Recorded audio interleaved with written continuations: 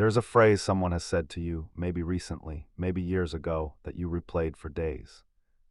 You couldn't explain exactly why it landed the way it did. On the surface, it sounded almost reasonable, almost like concern, almost like honesty, but something underneath it felt like a fist wearing a glove. And here is what Carl Jung would tell you about that feeling. You were right to notice. Jung spent 60 years studying the mechanisms of human cruelty, not the obvious kind, not the violence you can point to and name, but the sophisticated kind. The kind that leaves no visible marks, the kind that operates through language, through carefully chosen words, delivered with a particular timing in a particular tone, to a particular person who the speaker knew deeply, intimately, would be most damaged by them. Jung called this deliberate shadow projection, and he was unequivocal. It is not accidental, it is not miscommunication. When a person uses these phrases, they know exactly what they are doing.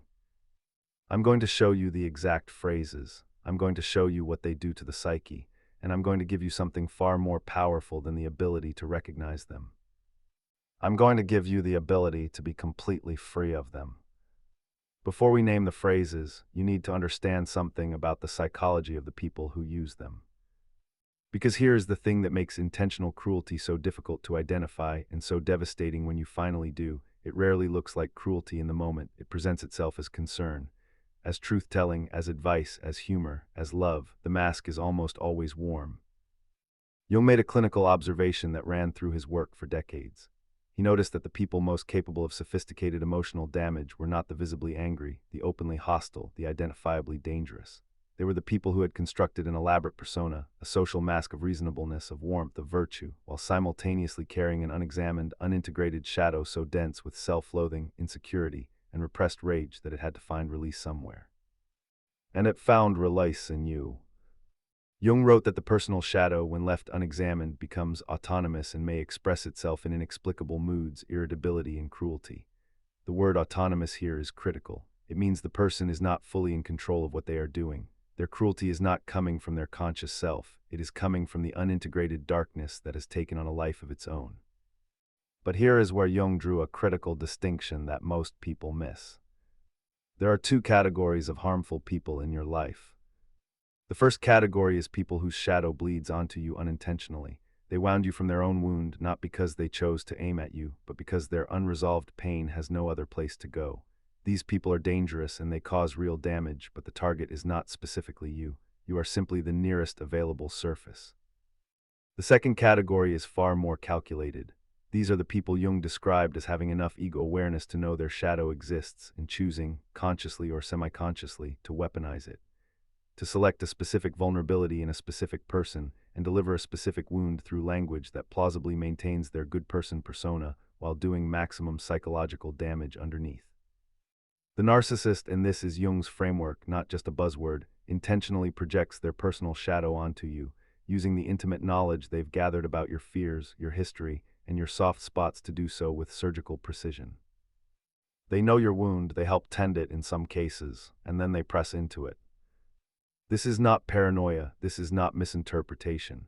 This is a psychic mechanism Jung documented and named, and it is happening in millions of relationships right now, through phrases so commonplace that most people never once question them.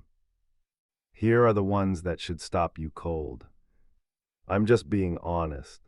4 words that have functioned as cover for more targeted cruelty than almost any other phrase in the English language.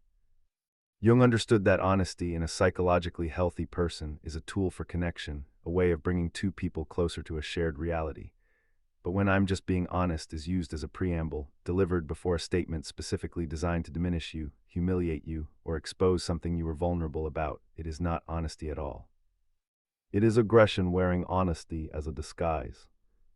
The tell is always this: the person never uses this phrase before complimenting you, it only appears before the wound. You're too sensitive. This phrase is designed to make you feel like your emotional reactions are the problem, not the behavior that caused them. What makes it particularly damaging is how it trains you to suppress your own emotions. You start censoring yourself, wondering if you really are overreacting before you even speak up. Your feelings become something to be ashamed of rather than valid responses to how you're being treated. Jung would identify this as a masterwork of projection. The person using it almost always has deeply suppressed emotional material of their own, feelings they've classified as unacceptable and buried in their shadow.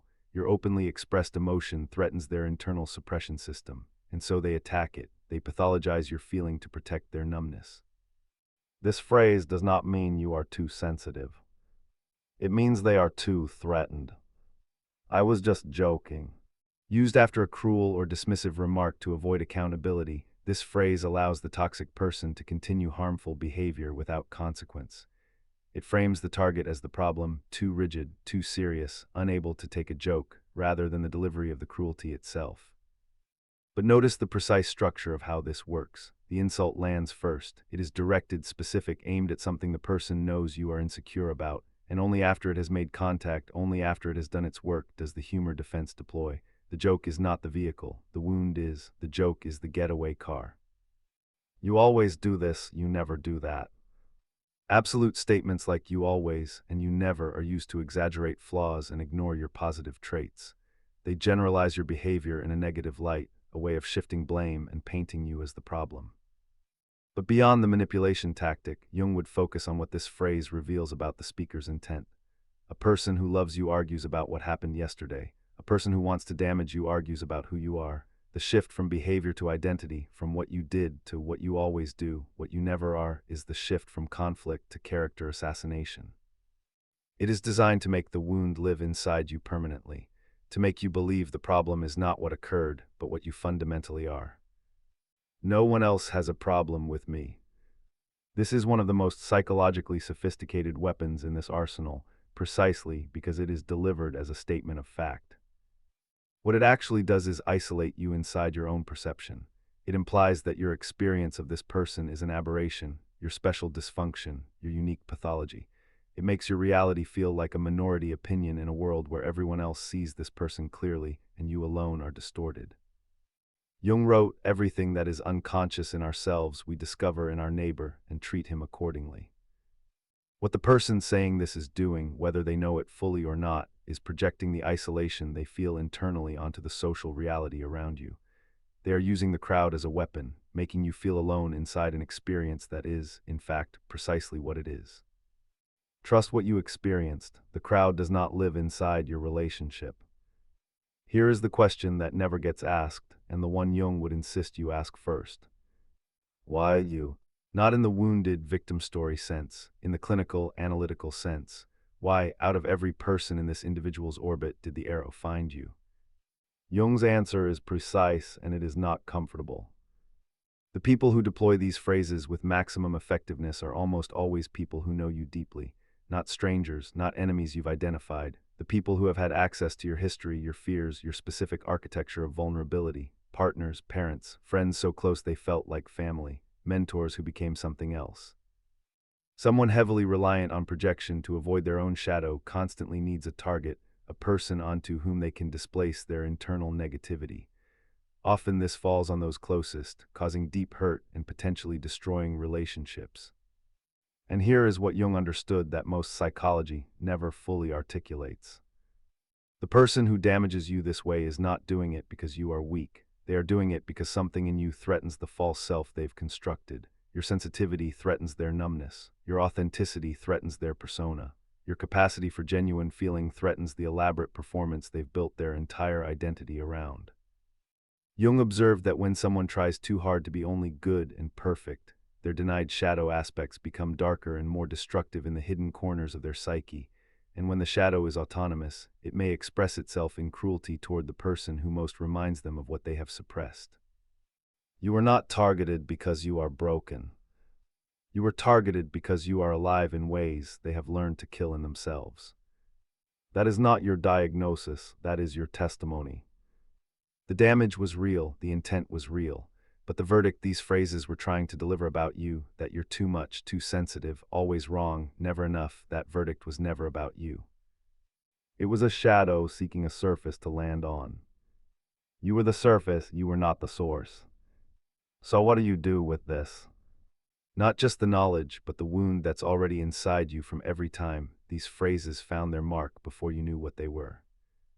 Jung never prescribed walls. He never suggested that the solution to psychological damage was psychological distance, becoming harder, colder, less open to the world. That prescription, he observed, simply exchanges one kind of suffering for another. His prescription was something far more demanding and far more powerful. Integration. The reason these phrases land with such force, the reason they echo long after the conversation is over, long after the person is gone, is because they find something inside you that is already unresolved, a wound that is already open, a belief about yourself that is already, somewhere, doubted. This is not your fault, and it is not your flaw. It is simply the territory of being an unfinished human being, which is every single one of us. But what shadow work, Jung's lifelong prescription, does is close those open wounds not by sealing them off, but by illuminating them, by bringing the unexamined material in your own psyche into consciousness so that it no longer functions as an open socket that someone else's cruelty can plug into. Jung wrote, "Everyone carries a shadow, and the less it is embodied in the individual's conscious life, the blacker and denser it is. If an inferiority is conscious, one always has a chance to correct it, but if it is repressed and isolated from consciousness, it never gets corrected." The person who has done their shadow work does not become someone who cannot be hurt. They become someone who cannot be defined by the hurt, someone whose core is so known to themselves that when a phrase like these lands, they can identify it with precision. This is their shadow, not my identity, and remain intact. That is not numbness. That is sovereignty. I want to address you directly now. If the phrases in this video landed, if you heard them and felt the specific, private weight of recognition, then someone used them on you, deliberately, with knowledge of where they would hit. And some part of you, for months or years or possibly a lifetime, absorbed the verdict those phrases were delivering and believed it was true.